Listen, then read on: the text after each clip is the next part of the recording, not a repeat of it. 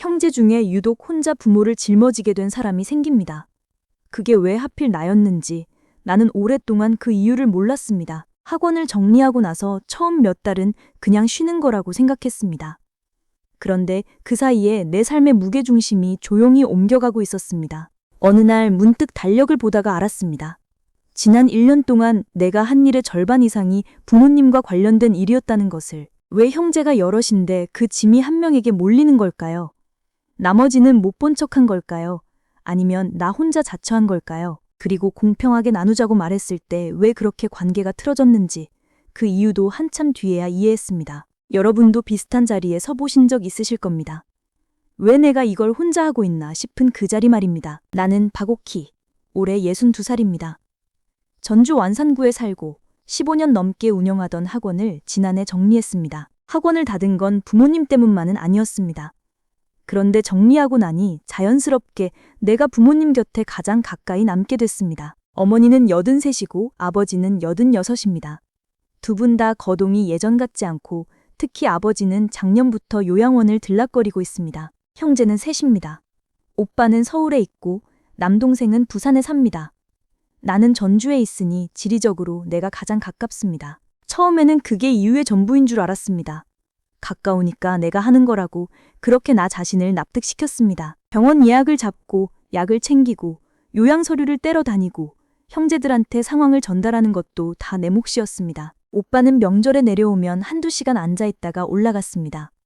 동생은 전화로 어떠시냐고 묻는 게 전부였습니다. 그러면서도 나는 이상하게 그들에게 직접 말을 못했습니다.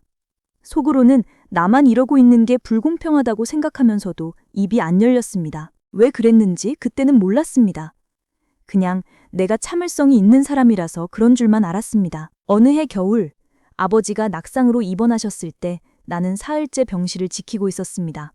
오빠는 이틀째 연락이 없었습니다. 그날 밤 나는 처음으로 오빠에게 문자를 보냈습니다. 나 혼자 하기 힘들다. 한 번만 내려와 달라고 썼습니다. 오빠 답장은 이랬습니다. 거기 있잖아. 네가 가까이 있으니까 네가 해야지. 나는 그 문자를 다시 읽지 않았습니다. 그 뒤로 나는 더 이상 형제들에게 연락하지 않았습니다. 말해봐야 상처만 남는다는 걸 그때 배운 것 같습니다. 그런데 그 침묵이 결국 내가 계속 혼자 하겠다는 신호로 읽혔을 거라는 걸 나는 훨씬 나중에야 깨달았습니다. 그 이후로도 나는 공평하게 나누자는 말을 다시 꺼냈습니다. 밥을 먹다가 전화통화 중에 명절날 거실에서 한 번 더. 그때마다 오빠는 말했습니다. 오키야, 우리 집 형편 알잖아. 동생은 멀리 있고 네가 제일 여건이 되잖아. 나는 속으로 내가 언제 된다고 했나 라고 생각했습니다.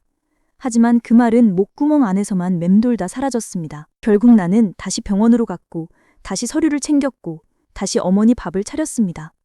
그리고 그게 나의 일과가 됐습니다. 지금 돌아보면 나는 왜 그렇게 계속 받아들였을까 싶습니다. 그냥 착해서, 참을성이 좋아서라고 하기엔 뭔가 더 있었습니다. 그 무렵 나와 비슷한 처지의 사람이 있었습니다. 같은 학부모 모임에서 알게 된 이순남이라는 친구였습니다. 순남이도 60살이 넘었고 시어머니를 모시는 상황이었습니다. 시누이가 2명 있었는데 둘 다 서울에 살았습니다. 처음 인연은 순남이도 혼자 다 했다고 합니다. 내가 옆에 있으니 내가 해야지 그렇게 생각했다고 했습니다. 그런데 순남이는 어느 날 시누이들한테 전화를 했다고 했습니다. 따지거나 화낸 게 아니라 딱 한 가지만 말했다고 했습니다. 순남이가 시누이에게 한 말은 이랬습니다. 나는 다음 달부터 화요일은 어머니 곁에 있기 어렵다. 그날은 언니가 와줘야 한다고. 그게 전부였다고 했습니다.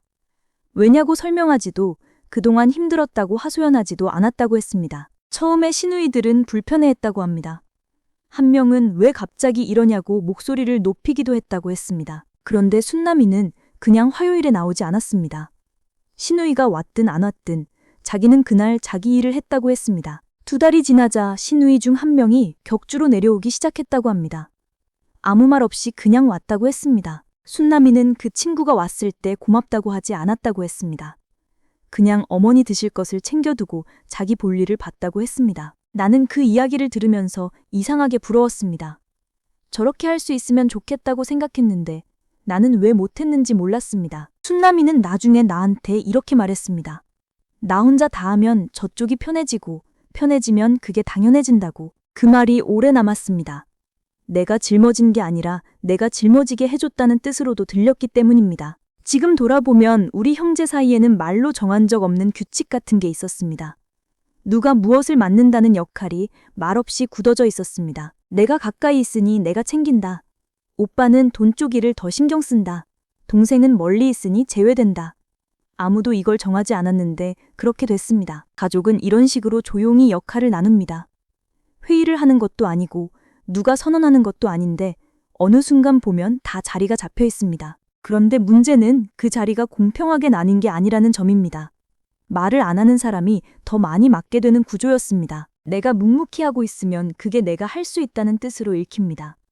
힘들다는 말을 안 하면 힘들지 않은 사람으로 분류됩니다. 순남이가 달랐던 것은 역할을 다시 정하자고 한 게 아니었습니다. 그냥 자기 자리를 명확하게 선을 그어서 보여줬다는 점이었습니다. 나는 그 선을 한 번도 그어본 적이 없었습니다.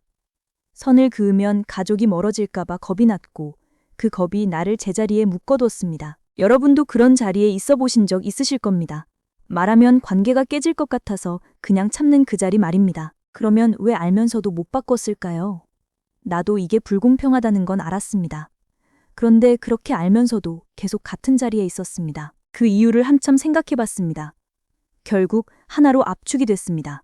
한번 물러서면 계속 밀릴 것 같다는 두려움이었습니다. 내가 지금까지 해왔는데 갑자기 못하겠다고 하면 형제들이 나를 어떻게 볼까? 나쁜 딸로 보일까? 이기적인 사람으로 볼까? 그 시선이 무서웠습니다.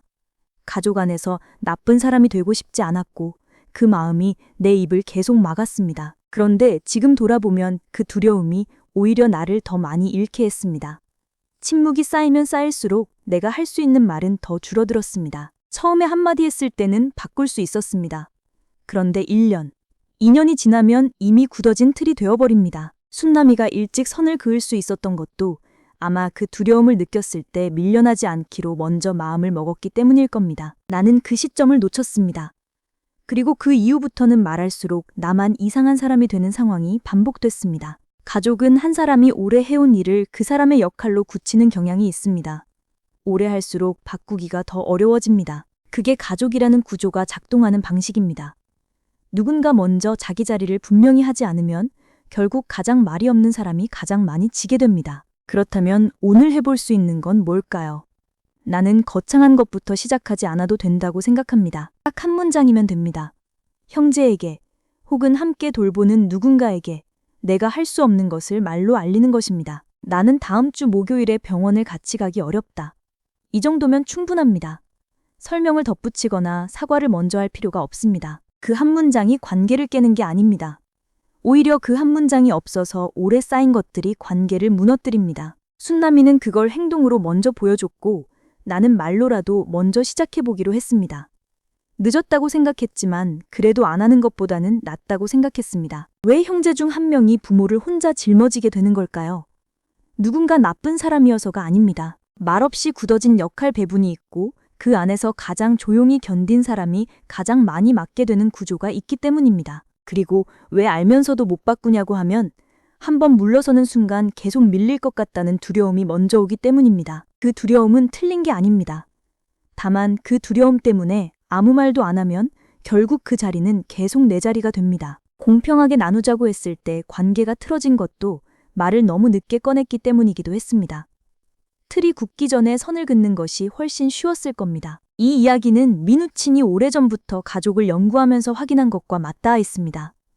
가족 안에서 각 사람의 자리와 역할이 분명히 나뉘어야 서로 건강하게 지낼 수 있다는 것이 그 연구가 발견한 핵심이었습니다. 여러분은 이 상황에서 어느 쪽을 택하셨나요?